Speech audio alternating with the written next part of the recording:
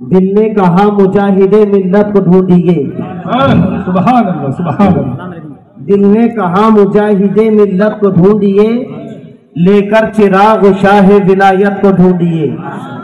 حضرات، جو آیت کریمہ کی تلاوت کا میں نے شرف حاصل کیا، رب العزت فرماتا ہے کہ اللہ کے اولیاء صرف اور صرف پرہیزگار ہوا کرتے ہیں، متقی لوگ ہی اللہ کے اولیاء ہوا کرتے ہیں۔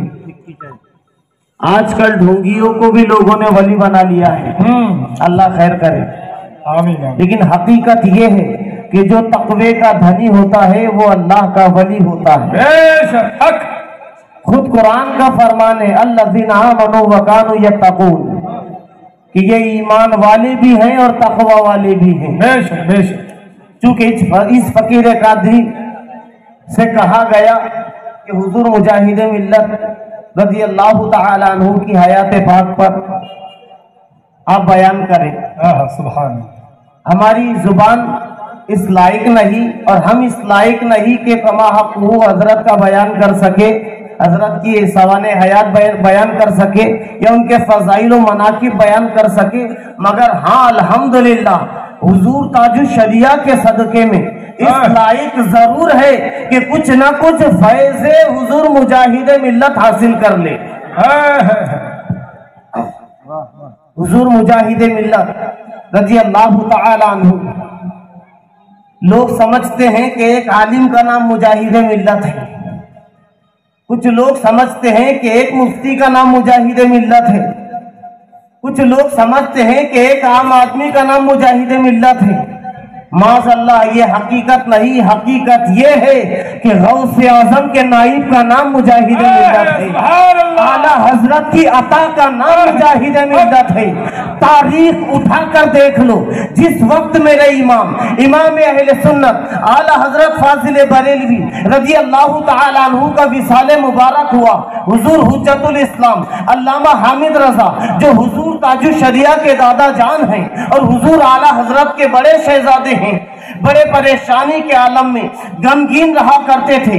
تقریباً پورا 1 مہینہ گزر چکا، 30 دن گزر چکے، روزانہ حضور اعلیٰ حضرت کی بارگاہ میں اسی غم اور پریشانی کے ساتھ حاضر ہوا کرتے تھے کہ حضور آپ کے ہوتے ہوئے ہم بے فکر تھے، اہل سنت کا نا خدا، کشتی کا نا خدا موجود تھا، مگر حضور آپ نے وصال فرما لیا۔ اب بڑی الجھن ہو رہی ہے، اب بڑی فکر ہو رہی ہے، اب بڑا غم کھایا جا رہا ہے کہ اہل سنت کی رہنمائی کون کرے گا۔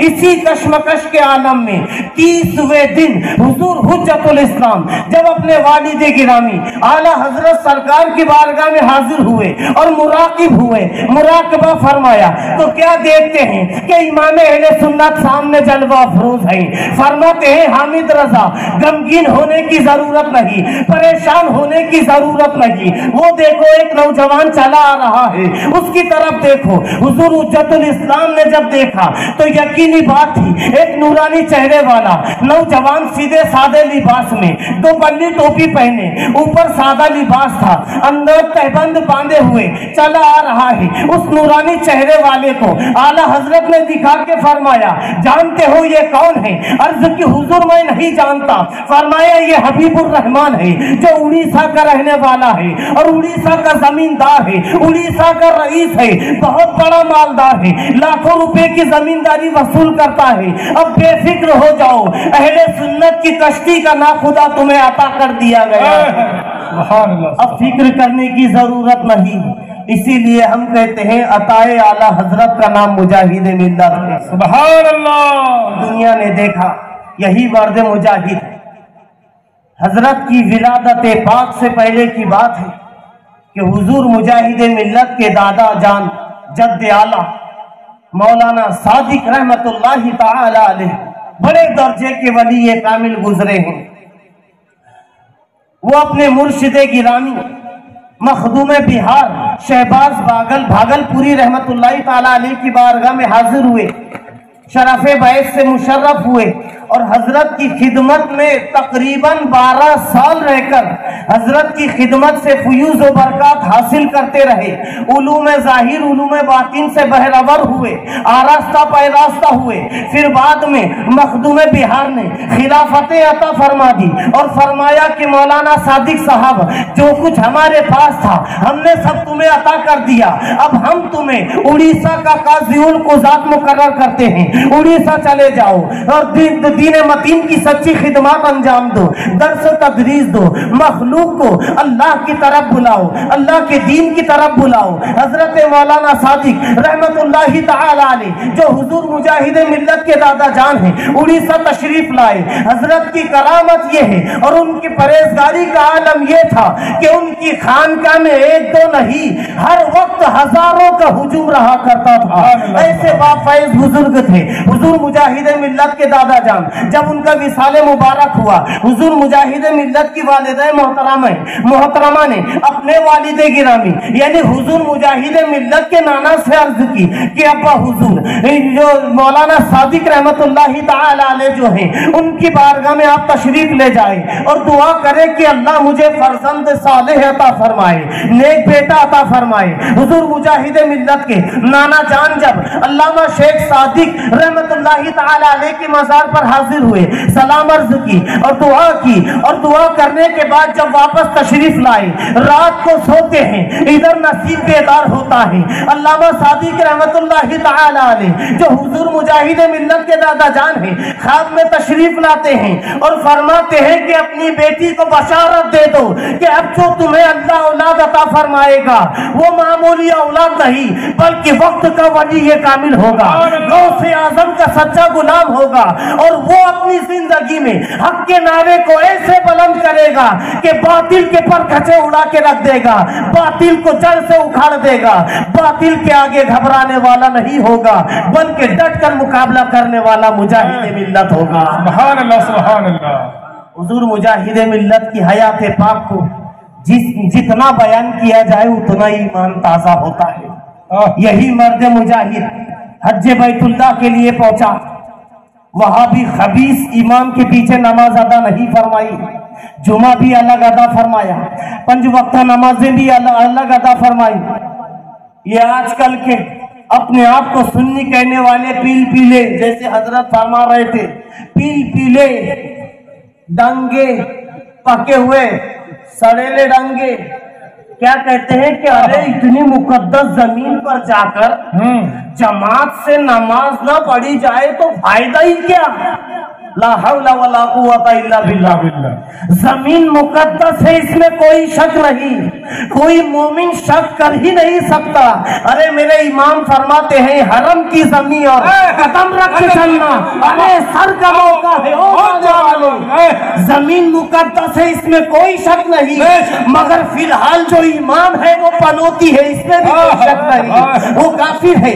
حضور مجاہد ملت نے نماز ادا نہیں فرمائی اور جو امام تھا وہی وقت کا قاضی القضات بھی تھا، وہی وقت کا جج بھی تھا۔ اس نے جب دیکھا کہ مجاہد ملت اکیلے نماز پڑھ رہے ہیں، اپنے ساتھیوں اپنے مریدین متقیدین کے ساتھ نماز الگ جماعت قائم کر رہے ہیں، مسجد نبوی کے اندر انہیں بلایا گیا، کورٹ میں بلایا گیا۔ قاضی القضات نے کہا، وقت کے جج نے کہا اور کورٹ میں کہا کہ بتاؤ نام کیا ہے؟ کہا میرا نام حبیب الرحمان ہے۔ کہاں سے ہو؟ ہندوستان سے ہوں۔ نماز کیوں نہیں پڑھتے میرے پیچھے؟ فرمایا کہ تو اپنے باطل عقیدوں کی وجہ سے کافر ہے۔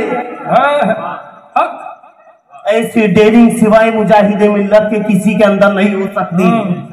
غوث پاک کا سایہ ہے حضور مجاہد ملت پر۔ کیا دبے جس پہ ہمت رکھتا ہو، پنجہ تیرا شیر کو خطرے میں لاتا نہیں کتا تیرا۔ نماز کیوں نہیں پڑھے آپ میرے پیچھے؟ فرمایا تیرا عقیدہ باطل ہے، تو ہم کو مشرک کہتا ہے، اور جب ہم کو مشرک کہتا ہے تو ہم تیرے پیچھے نماز کیسے پڑھ سکتے ہیں؟ کہا وجہ کیا ہے؟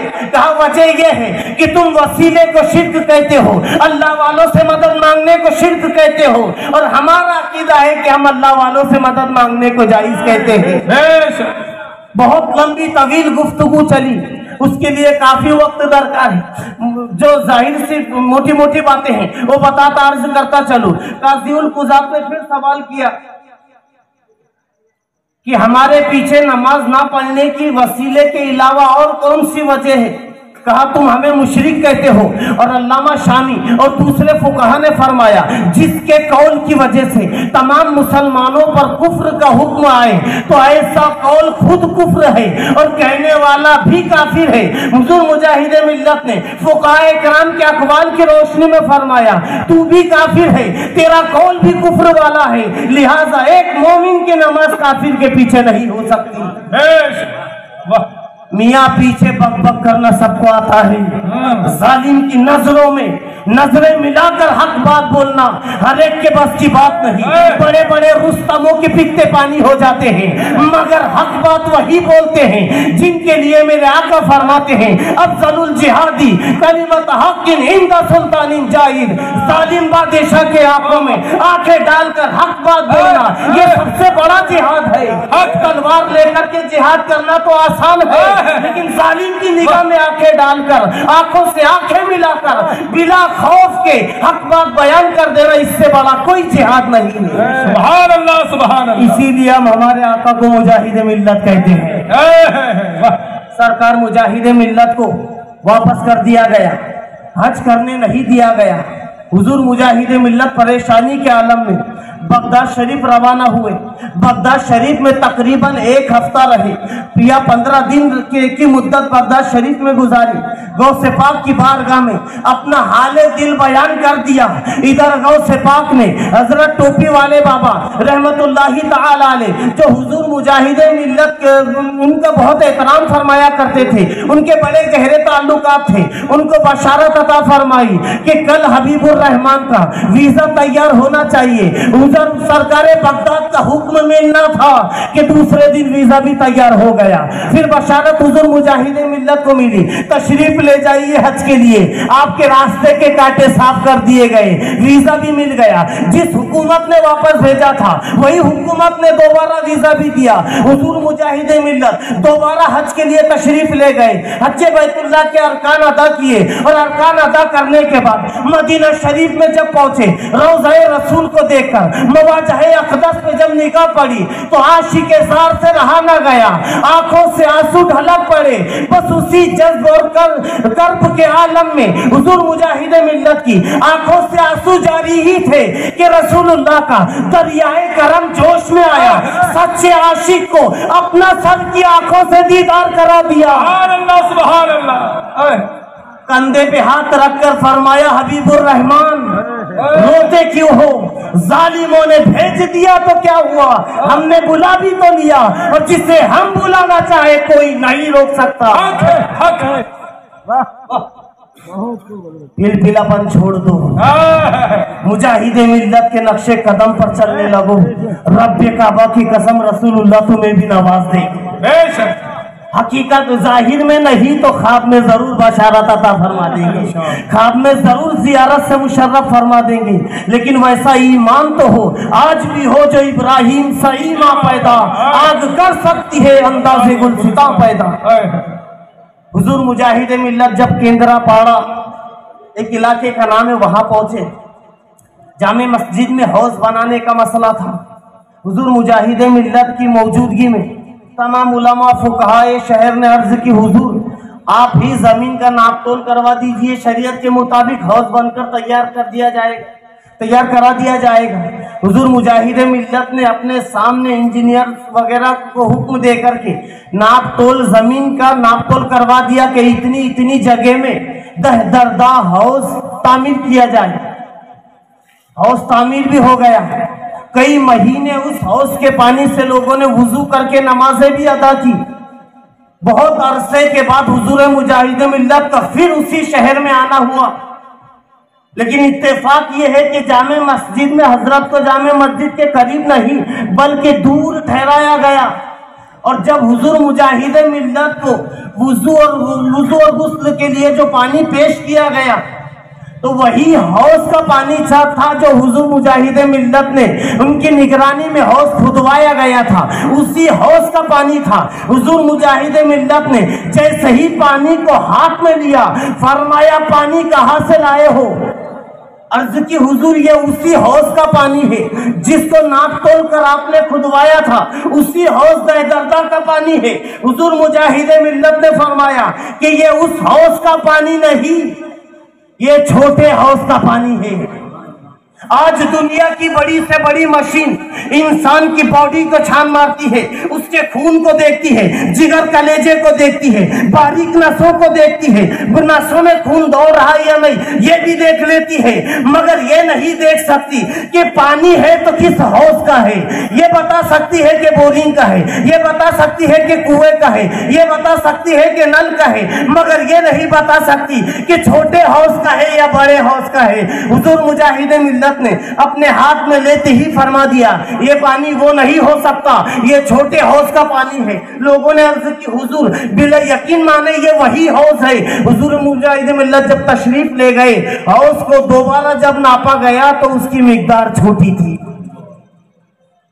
آقا فرماتے ہیں اتقوا فراست المؤمن فإنه ينظر بنور اللہ، مومن کامل کی فراست ایمانی سے ڈرو کیونکہ وہ اللہ کے نور سے دیکھتا ہے۔ پانی کو دیکھ کر امام اعظم گناہ بتا دیا کرتے تھے، اور امام اعظم کے غلام حضور مجاہد ملت نے ان پانی کی مقدار بتا دی اور اس کی مقدار بتا دی۔ حضور مجاہد ملت کو اللہ نے ایسا کمال مرد مجاہد پیدا فرمایا کہ حق کے لیے جہاں بھی جس میدان میں گئے حضور مجاہد ملت ہمیشہ ڈٹے رہے، باطل کے سامنے سینہ سپر رہے۔ خود فرماتے ہیں اگر راہ حق میں گولیاں چلے تو میرا دل یہ چاہتا ہے سب سے پہلی گولی حبیب الرحمن کے سینے پہ چلے۔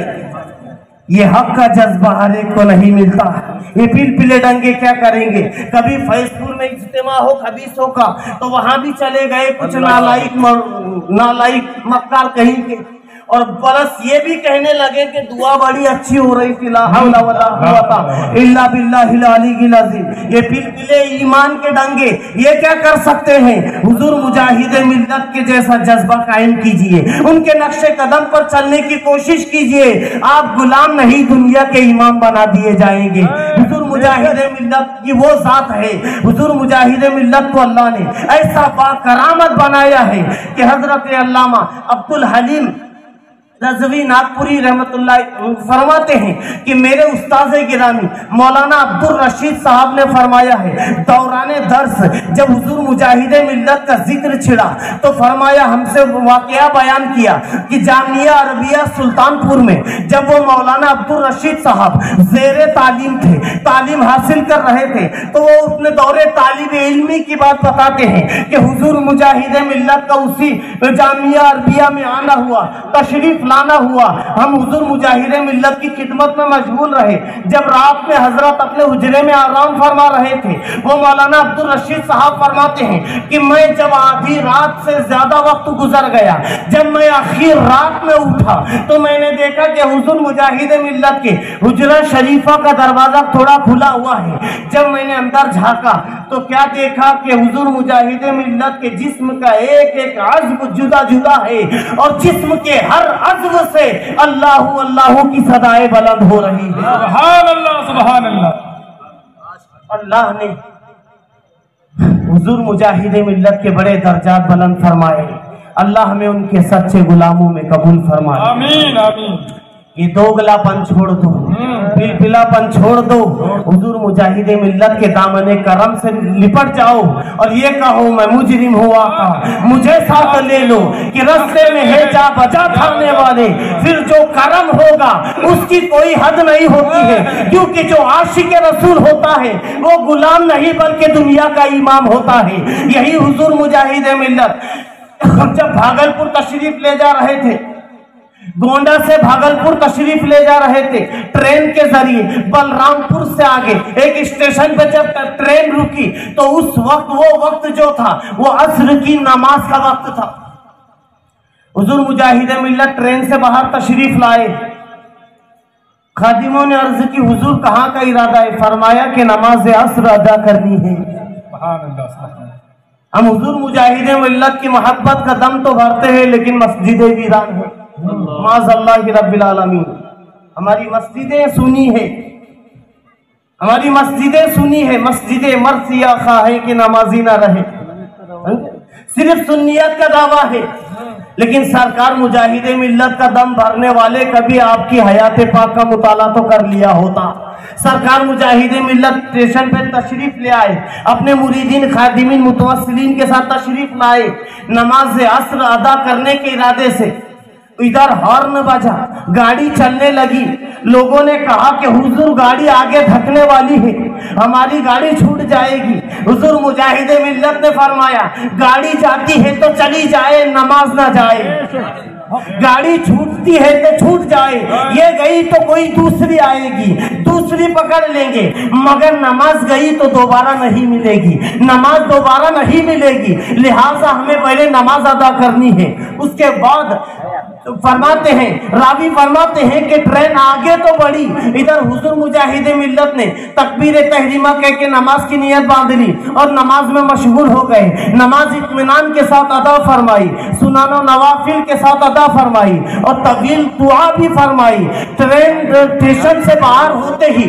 ٹرین رک گئی، تمام میکینک کو بلایا گیا، انہوں نے چیک کیا تو ٹرین میں کوئی خرابی نہیں تھی، لیکن ہاں ایک خرابی تھی، جو انجن تھا اس کے اندر خرابی آ گئی تھی، خرابی وہ اس کے سدھارنے میں تمام میکینک مشغول ہو گئے، مگر وہ سدھر بھی نہیں رہی تھی، کیونکہ حقیقت میں وہ مجاہد ملت کا انتظار کر رہی تھی۔ بے شک بے شک۔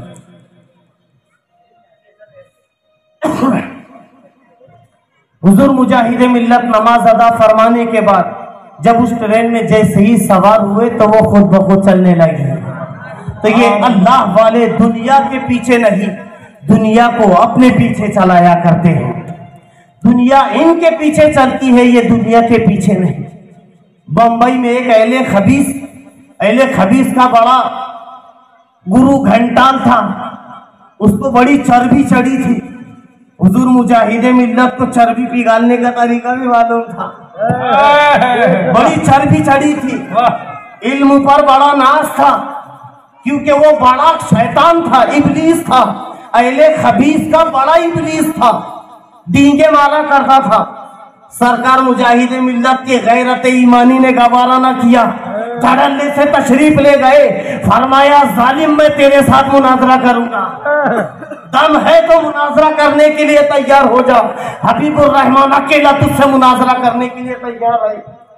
وہ حضور مجاہد ملت کے چیلنج کو اس نے ایکسپٹ تو کیا، شرائط بھی طے ہو گئے، جگہ بھی طے ہو گئی، وقت بھی طے ہو گیا، مگر جب حضور مجاہد ملت پلٹنے لگے، واپس ہونے لگے، تو اس نے ہنستے ہوئے کہا کہ حبیب الرحمان آج میں تمہارا پیٹ دیکھ رہا ہوں، کل میدان مناظرہ میں تمہاری پیٹھ دیکھوں گا۔ معاذ اللہ، اس کا کہنے کا مطلب یہ تھا کہ آج تو اس سے بڑے فخر کے ساتھ آ رہے ہو، بڑے زور و شور کے ساتھ آ رہے ہو اور چیلنج کر رہے ہو، مگر جب مناظرہ کرو گے تو پیٹ دکھا کر بھاگ جاؤ گے۔ معاذ اللہ، اس کا کہنے کا مطلب یہ تھا، اس نے کہا کہ حبیب الرحمان آج تو میں تمہارا پیٹ دیکھ رہا ہوں، لیکن میدان مناظرہ میں تمہاری پیٹ دیکھوں گا۔ حضور مجاہد ملت پلٹ کر اس کی طرف دیکھتے ہیں اور مسکرا کر فرماتے ہیں کہ ظالم تو میری پیٹ اس وقت دیکھے گا جب موجود رہے گا، تو رہے گا نہیں تو دیکھے گا کیا؟ اتنا فرمانا تھا، تاریخ اٹھاؤ، اسی رات خبیث جہنم میں پہنچ گیا، ایسا ہارٹ اٹیک کا دورہ پڑا کہ رات ہی بستر میں ہی ٹپک گیا۔ یہ حضور مجاہد ملت کی نگاہ ولایت دیکھ رہی تھی، حضور مجاہد ملت کی نگاہ ولایت نے دیکھ لیا کہ یہ ابلیس کا پتا آج رات کٹ ہونے والا ہے۔ یا اللہ یا رحمان یا رحیم، مولا کریم پاک پروردگار عالم، بولنے میں، سننے میں، سنانے میں، عمدن سہون سرن جہرن جو بھی کمی خامی رہی ہو مولا تیرے فضل و کرم سے معاف فرما۔ استغفر اللہ رب من کل ذنب واتوب الیہ، لا الہ الا اللہ محمد رسول اللہ صلی اللہ تعالی علیہ وسلم۔